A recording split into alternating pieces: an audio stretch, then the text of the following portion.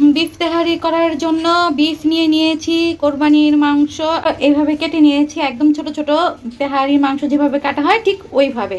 চলুন এখন শর্টকাটে আমি রান্নাটা করে দেখিয়ে দিচ্ছি, আশা করি আপনাদের পুরো রেসিপিটি ভালো লাগবে। প্রথমে দিয়ে দিচ্ছি আমি আন্দাজ মতো তেল, এখানে 4 টেবিল চামচের মতো আমি অলিভ অয়েল তেল দিয়ে নিলাম। তো দিয়ে দিলাম এলাচ, দারচিনি, তেজপাতা, গরম মশলা আর কি।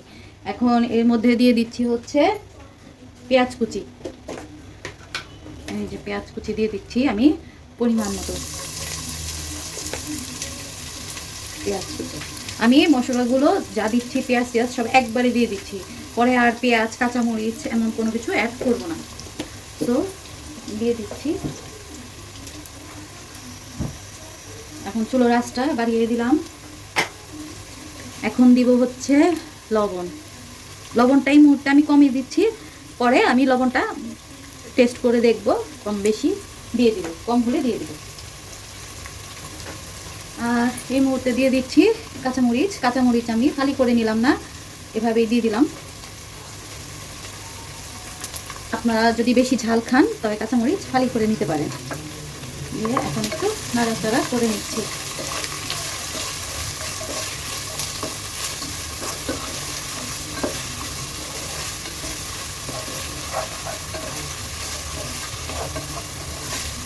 পেঁয়াজটা সামান্য ভেজে নিচ্ছি, খুব বেশি ভাজবো না।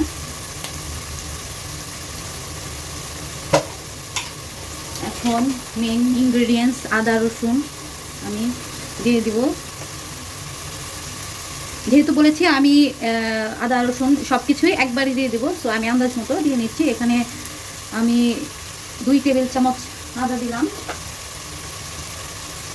হিসেবে 2 টেবিল চামচ আদা।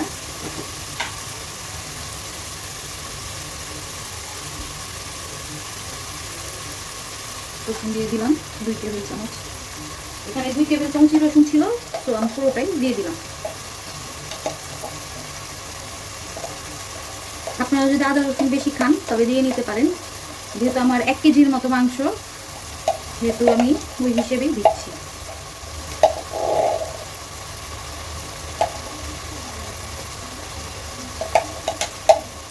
আদা রসুন অ্যাড করে দিচ্ছি। হচ্ছে আমি একটু নেড়ে নিচ্ছি।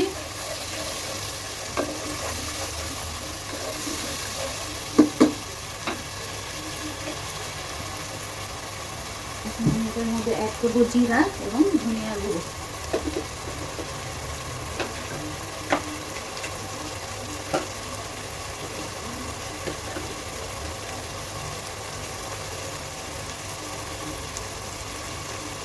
এক চা চামচ ধনিয়ার গুঁড়ো দিয়ে নিচ্ছি।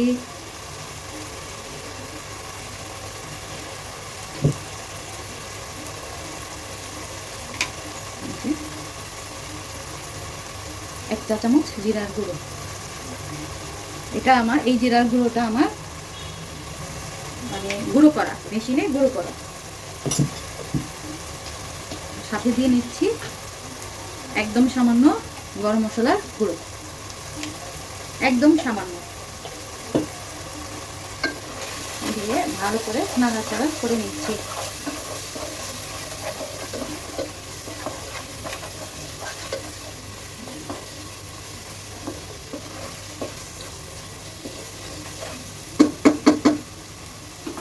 এ পর্যায়ে আমি মাংসগুলো সব দিয়ে দিব।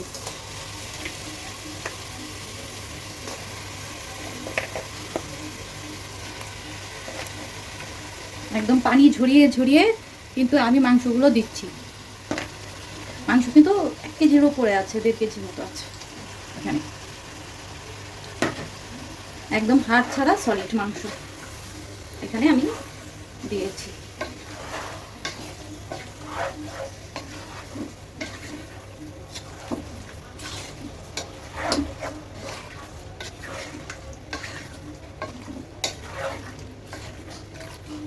ভালো করে মিক্স করে নিয়েছি। এখন আমি ঢাকনা দিয়ে ঢেকে দেব। চুলোর আঁচটা মিডিয়ামে রেখেছি, ঢাকনা দিয়ে আমি ঢেকে দিচ্ছি। ফিরে আসছি কিছুক্ষণ পর। ঢাকনা খুলে দেখি এ পর্যায়ে মাংসের কি অবস্থা। এই যে মাংসটা একদম পানি চলে এসেছে, আর এই যে সুন্দরভাবে মাংসটা কিন্তু মশলার সাথে কষে গেছে। এই মুহূর্তে আমি অ্যাড করব হচ্ছে তেহারি মশলা। এই যে রাঁধুনির তেহারি মশলা, এখান থেকে আমি এক প্যাকেটের অর্ধেকটা দিয়ে দিব, কারণ আমার পুরোটা লাগবে না, যেহেতু আমি অন্যান্য ইনগ্রিডিয়েন্টস আরও অ্যাড করেছি, সেই জন্য আমি অর্ধেকটা দিব তেহারি মশলা। অর্ধেকটা অ্যাড করে দিলাম। সাথে অ্যাড করব টক দই। এখানে আমি হাফ কাপের মতো টক দই অ্যাড করে দিচ্ছি, দিয়ে নাড়াচাড়া করে নেব। একদম হাফ কাপ দিয়েছি আমি টক দই। সাথে দিয়ে দিব একটু গুঁড়ো দুধ, বেশি দিব না, একদম অল্প। আমি এই যে 1 চা চামচ গুঁড়ো দুধ দিয়ে দিচ্ছি।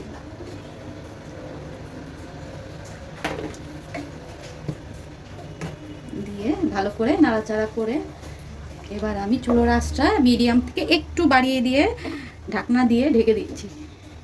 ঢাকনা দিয়ে ঢেকে দিলাম, মিডিয়াম থেকে একটু আঁচটা বাড়িয়ে দিয়ে এখন হতে থাকুক। ফিরে আসছে, আবার ঢাকনা খুলে দেখছি এ পর্যায়ে আমি অ্যাড করব, মানে আমি ধাপে ধাপে স্টেপ বাই স্টেপ অ্যাড করছি। এই পর্যায়ে আমি অ্যাড করে নিচ্ছি সামান্য চিনি। সামান্য বলতে এই যে হাফ চা চামচ চিনি, আমার এই চামচটা কিন্তু খুবই ছোট, হাফ চা চামচ চিনি অ্যাড করে নিচ্ছি। ব্যাস, এখন আমার মাংস কষানোর জন্য যা যা ইনগ্রেডিয়েন্টস দেওয়ার দরকার ছিল তেহারির মাংস কষানোর জন্য আমি সব ইনগ্রেডিয়েন্টস দিয়ে দিয়েছি। এখন ওই মিডিয়াম আঁচেই মাংসটা সেদ্ধ হতে থাকবে।